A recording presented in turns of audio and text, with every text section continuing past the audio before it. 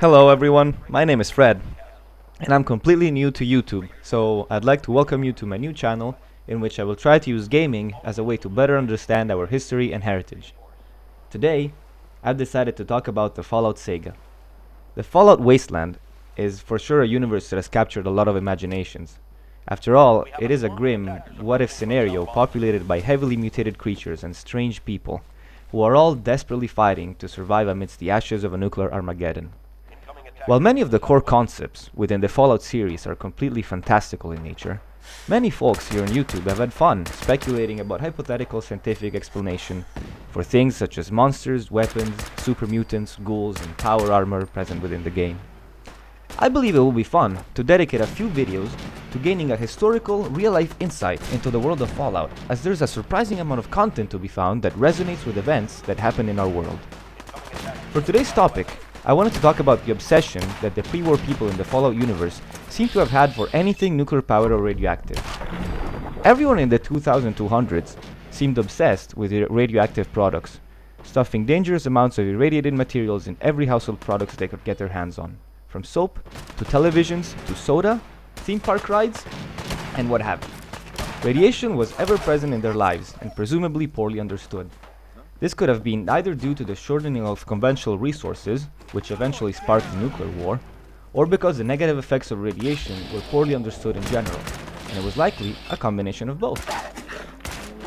Needless to say, today we would scoff at a similar concept. After all, who in the right mind would wash their hands with radioactive soap or drink irradiated liquids? Something of the sort would be not only illegal, but completely insane. However, it wasn't always like this. Like many other medical findings, the terrible effects that radioactivity has on the human body were a gradual discovery, with the bulk of research concerning radiation sickness coming from government-sponsored programs and experiments that took place from the 40s to the 60s and 70s, as nuclear bombs grew ever stronger and the need arose to truly understand the devastating nature of the radiation they emitted. Before that, and here we're talking about the 1920s and 1930s, not only was radiation poorly understood, but it was actually considered to be beneficial. Before nuclear energy or nuclear weapons came about, radioactive materials had already been discovered. And you did hear that right. Between the end of the First World War and the beginning of the Second, people actually thought that exposing themselves to radioactivity was a good thing for you and could be used to cure all sorts of ailments, from the common cold all the way to tuberculosis.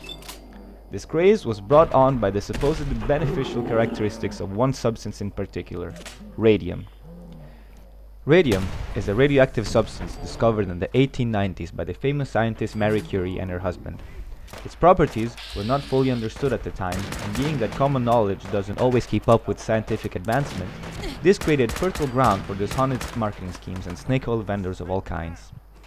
The supposed miraculous properties of radium, which by the way were all bogus, brought on a true craze for the substance, and soon enough, people were adding it to literally everything, from soap to radium-lined blankets to drinks, all the way to over-the-counter medication, and even toothpaste. Entire businesses came to be selling radium-based products, and at one point, a number of these companies were even investigated by the government because their products produced less radiation than what was advertised.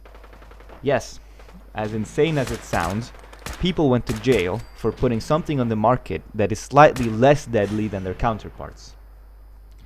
The good old days. Does this remind you of something? Well, at one point in our universe, people were just as crazy about radioactive products as the folk in the Fallout universe. You might be thinking now, with all this radioactive stuff flying around, what happened to the people being exposed to it? Well, this is where the answers start getting kind of vague, because while today we know all the side effects that exposing a person to radiation have, this wasn't the case back then. So deaths by diseases like leukemia or thyroid tumors or things like that were attributed to natural causes and not to radiation exposure. However, there are a few cases that serve to highlight just how much danger the people were putting themselves in. The first one that comes to mind is the case of Eben Myers. Myers was a famous golf player and an influential socialite who lived in the 20s and 30s. Just like many celebrities back then and today, he was quick to adopt new fads and took to drinking 3 bottles or more of a radium-infused water called Radithor. Basically, Nuka-Cola, if you want. This was a quantity that, no matter how small the dose, the human body could simply not tolerate. And soon enough, Myers started suffering from both radium poisoning, cancer, and radiation sickness. Upon his inevitable death, the Wall Street Journal very eerily had a headline which said, "The radium water worked fine until his jaw came off." That's Fallout worthy for sure. Now, a few years before the death of Myers, the radium industry had already suffered a pretty heavy blow with the tragic story of the Radium Girls. These were girls who worked in a factory where they painted dials with glow-in-the-dark radium-infused paint. And this just proves that stuff was literally everywhere.